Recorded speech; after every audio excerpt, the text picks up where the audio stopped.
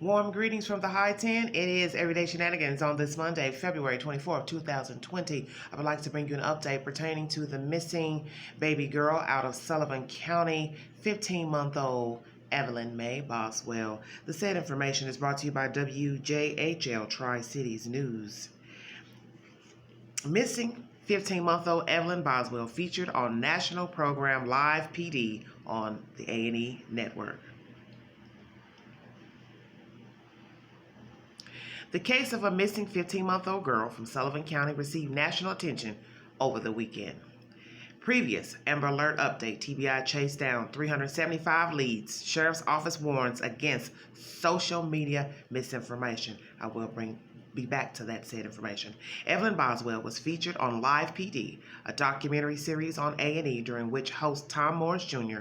provided a review of the case surrounding Evelyn's disappearance. The show also posted the clip of the show about Evelyn to its Facebook page. Since posting the clip on Saturday, the post has been shared almost 7,000 times. After a bolo was issued on a gray BMW thought to be driven by individuals with information regarding Evelyn, authorities in Wilkes County, North Carolina located it and arrested Angela Boswell and William McLeod. Anyone with information about Evelyn or her location is asked to call 1-800-TBI-FIND or 423-279-7500 or 1-800-THE-LOST. And also, the TBI the other day uploaded a new photo of Evelyn Boswell, and it is circulating right now and would not be hard to find. Just go to the Sullivan County Police Department's Facebook page and said information. And during this upload of her photo, it states that agents and detectives continue to work around the clock in an effort to find her. The number of tips received in connection to the search of Evelyn stands at 375. And that is the said information brought to you by WJHL News. And I want to bring you some more information. As I stated, her information was uploaded to a program on the A&E network, Live PD. She also has a new photograph of her circulating. Please check that out in case you may see her, if you think you see her. I also want to discuss the interview that was done by the sheriff. It was a very interesting interview, and basically they want everyone to know to stop listening to social media posts by random people who don't know what they're talking about and passing rumors and innuendos, because right now that is hindering the investigation because they don't know where to go. They're trying their best to get the said information, accurate information, following up on leads. And when you upload things that aren't true or factual pertaining to the child, the mother thereof, it hinders the process. There were rumors of a yard being dug up, but the news lady showed a news clipping that was not factual, that no one was digging up a yard at the said grandfather's home. So that is false. If you've heard that said information, it is inaccurate. Watching the interview with the sheriff was very interesting because he basically told the public that he has been getting conflicting information from the mother. And so naturally people are going to wonder why, if you have information about your child, why would you be giving misleading information to the sheriff, the TBI, FBI? It's crazy. It's crazy because, as I state to you, they have verified information that she has given them through contacts, witnesses, and video surveillance, and those things have panned out to be a no-go. So, as I stated to you all in my previous videos, I'm assuming the information given to the Sheriff's Department and the FBI, TBI, was from the mother pertaining to the BMW. But then it was reported later in news outlets that the BMW was allegedly supposed to be a purchase for her mother.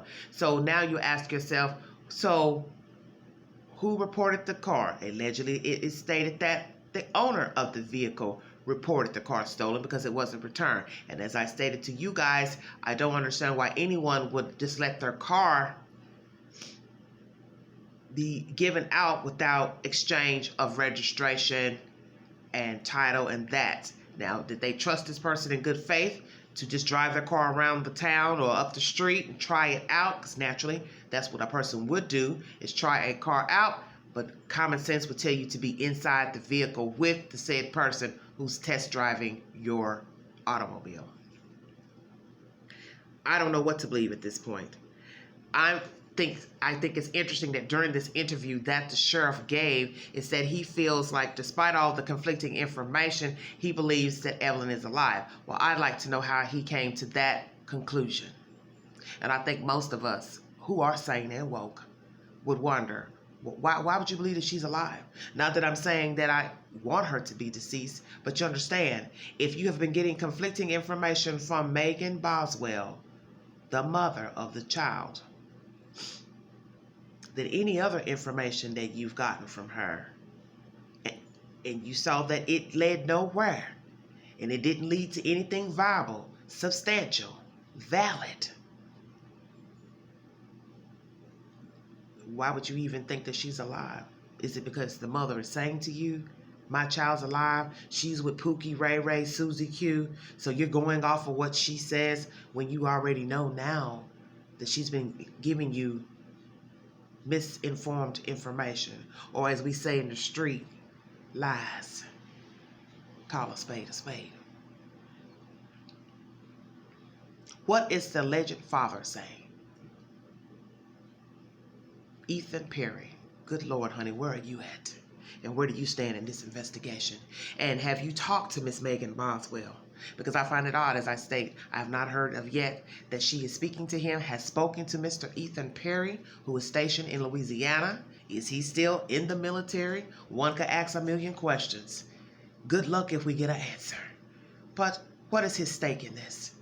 How does he feel about his child being missing? And as I state to you, with things I saw on Facebook and no mention of the mother or the child, I asked myself if he is indeed the biological father of Evelyn Mae Boswell. And what has the police said to him?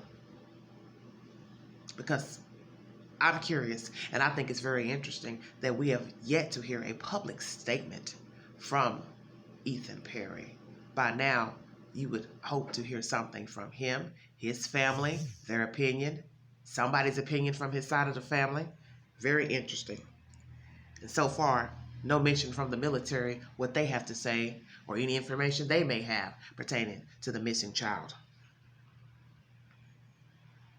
As I stated to you, Angela Boswell and William McLeod were to attend court today. I have not heard of any mention of that said information and the outcome of that court hearing, but it should be interesting to hear what transpired in court today. I must say, this is a baffling tale, once again, of a missing child, and you can't even get anything substantiated pertaining to the child, which is foul and which leads people to talk and gossip and render their opinion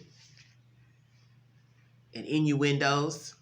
But I do tell you all, don't pass rumors that you don't know to be true on social media deliberately pertaining to that woman or the child, because that doesn't help the police. And people pass things along on social media, telephones, as if it's the spoken word, and that's not doing the baby any justice, and it's not doing the investigation and the people who are working hard any justice, because they are trying to locate a missing child. I do not know where this baby is. I am praying that she is alive, but right now, who knows what to think at this point? And as the sheriff said, he's never come across a case like this, and I'm sure he hasn't.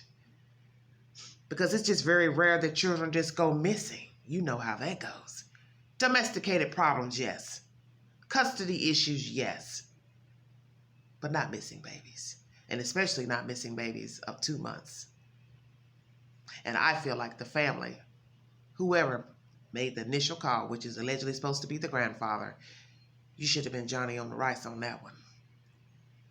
When you went a couple of days and didn't see her, didn't hear from her, didn't see the baby, ever hear from the baby, a couple of days, you should have been calling the authorities or the police. Now, naturally, this girl doesn't live with her grandparents or mother, or obviously, Because for you to say you haven't seen the baby of her, then that means she has been living elsewhere. And I am curious to where does she live? Does she live on her own? Does she work? Does she have a job? What is really going on? And how hard must it be for her now to hold down a full-time job when she is under the scrutiny of the public eye and people are watching and talking, gossiping, passing rumors? Some may be true, some may be not. I don't know. Try not to indulge in any of that. I'd rather have facts, so I just go to the news to get the said information pertaining to this missing child and the mother and the father and whomever else may be involved in this case. Baffling. This is a baffling case, and it's sad. Because as I tell you, every other day, something jumps up in these types of cases. It's always, he's over there, she's over there, go over there, go over there. And then they go look, and there's nothing there. And I think at some point, the sheriff's department, Sullivan County Sheriff, is going to have to put his foot down and say, you know what, homegirl, I'm going to let you sit in this Sullivan County jail till you get your mind right, till you start to remember what you did with your kid when you last saw your kid. But you're not coming out of here. You, your mama, William McLeod, and nobody else. Any other dancing clowns, y'all gonna sit y'all tail in jail till one of you talk or hollers first. Because this is buffoonery and shenanigans.